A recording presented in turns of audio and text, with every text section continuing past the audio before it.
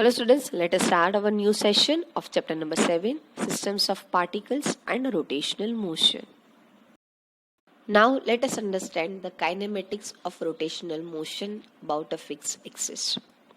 We are having an angular velocity omega. It's the same way as a linear velocity v. Angular displacement of a body is about a particle p, as we can see in the diagram. It's an angular displacement theta, which moves in the angular displacement of the body. Theta measured from the fixed direction in the plane of the motion of p, that is taken onto the x axis parallel to the x-axis. And axis of rotation we are taking a z-axis. Plane of motion we are taking in xy plane. Theta 0 is the angular displacement at time t equals to 0. So angular velocity we are having the rate of change of angular displacement omega equals to d theta by dt.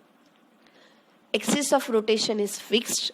So here angular acceleration we are having alpha equal to d omega by dt. So angular displacement theta equal to linear displacement x. Angular acceleration alpha equal to linear acceleration a.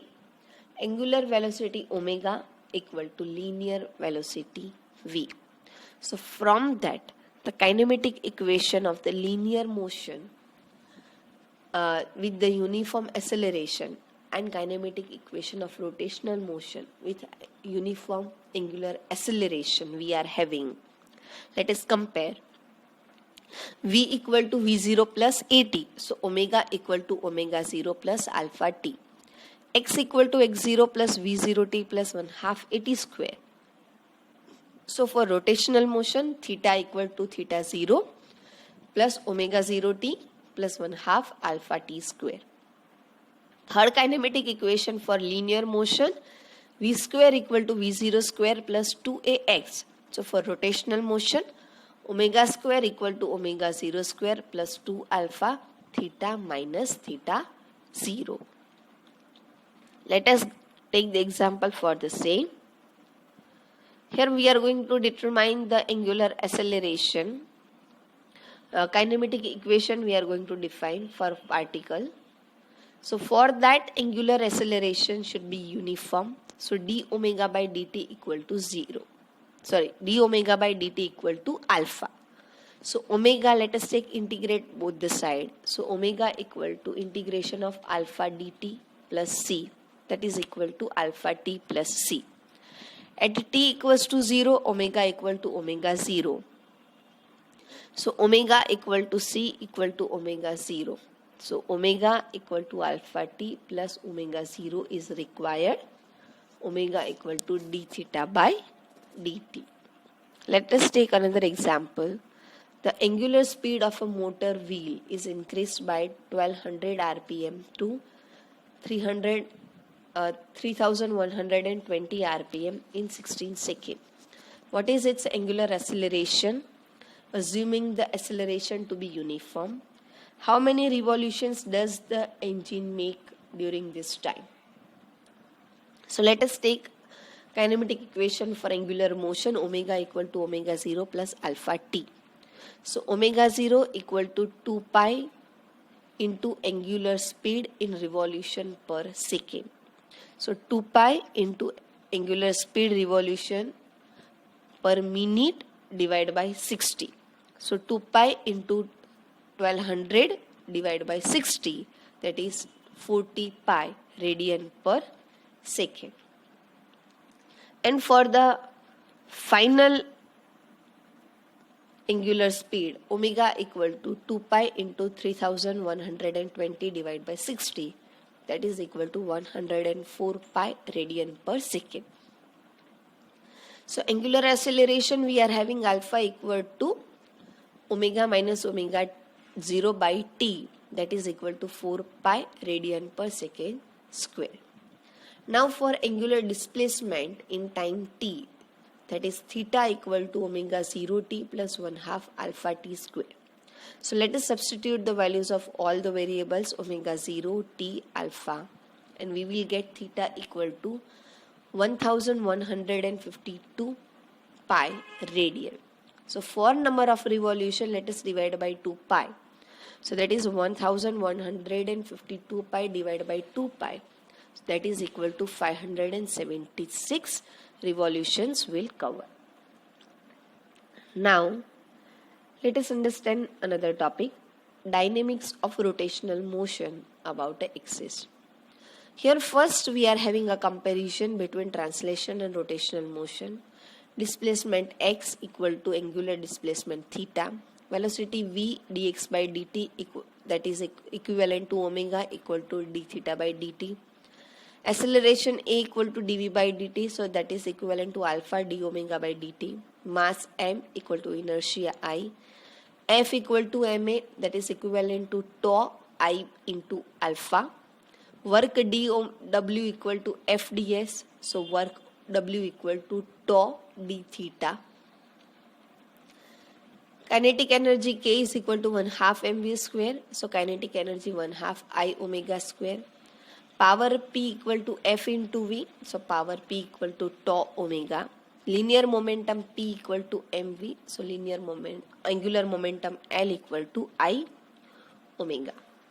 So here the component of torques, these are along the direction of fixed axis, can cause the rotation of body about the axis. This torque is perpendicular to the axis of rotation, which tend to turn the axis from its position. The forces which cancel the effect of perpendicular component of the external torques, so that fixed position of the axis will be maintained. The perpendicular components of the torques that need to taken into account for calculation. First, we need to consider those forces which lie in planes perpendicular to the axis. These forces are parallel to the axis, will give you the torques perpendicular to the axis, not taken into account. We need to consider only those components of the position where components are perpendicular to the axis. So components of position vectors along this axis will result in torques perpendicular to the axis, need not to taken into account. Now let us take another topic, work done by a torque. Let us take force F1 acting on the particle P1, which is lying on the action in a plane perpendicular to the axis. So particle P1 gives the circular path with the radius R1 from the center C. So CP1 is R1, as we can see in the diagram. In time delta t, the point moves from P1 to P1 dash. So displacement of the particle is ds1. That ds1 equal to r1 d theta. And the direction of tangential component at P1, that is to the circular path. So d theta is the angular displacement of the particle. That d theta equal to angle of P1 CP1 dash. Work done by the force on the particle dw1 equal to F1 into ds1. So that is F1 ds1 cos phi 1. That is equal to F1 r1 d theta into sine alpha 1. That phi 1 is the angle between F1 and tangent at P1. And alpha 1 is the angle between F1 and radius vector OP1. So here phi 1 plus alpha 1 equal to 90 degree. Now torque due to F1 about the origin is OP1 cross F1, and OP1 is OC plus OP1. So OC is along the axis, torque is resulting that it is excluded. So torque due to F1 is tau1 equal to Cp cross F1 directed along its axis of rotation has a magnitude tau1 equal to R1 F1 sin alpha. So dW1 equal to tau1 d theta. So if more than one force is acting on the body, then work done is calculated by all of them will be added, will give you the total work done. So total work done, that is dW equal to T1 plus T2 for the number of force into d theta. So here the force giving rise to the torques on a different particles, but the angular displacement d theta is same for all the particles. So total torque is tau1 plus tau2 plus number of torques on particles. So that's why dW equal to tau d theta. That gives the work done by the total torque. So that is equivalent to linear motion. In linear motion, the work done dW equal to F ds. Now, while we are dividing this equation or taking differentiation with respect to dt, so P equal to d, that is a power P equal to dW by dt, that is equal to tau d theta by dt will give you tau omega. It gives you the power P equal to tau omega. For the linear motion, power P equal to F into V. So here the work done by the external torques is not dissipated, but it goes on to the increasing in the kinetic energy. So rate at which the work is done is based on the rate at which kinetic energy is increases. That is d by dt I omega square by 2, that is equal to I 2 omega by 2 d omega by dt. So here the moment of inertia won't be changed, means mass of the object cannot be changed for the rigid body. So change in angular velocity gives you the acceleration alpha equal to d omega by dt. So that will give you d of dt I omega square by 2, that is equal to I omega alpha. So here rate of work done increases based on increase in kinetic energy. So tau omega equal to I omega alpha equal to I alpha, that is F equal to ma, that is in linear motion, and in rotational motion tau equal to I alpha, which gives you the acceleration. And angular acceleration is directly proportional to the torque and inversely proportional to the moment of inertia based on the Newton's second law of rotational motion. Let us understand the example for the same. A cord of negligible mass is wound round the thin rim by a flywheel of mass 20 kg and radius 20 cm.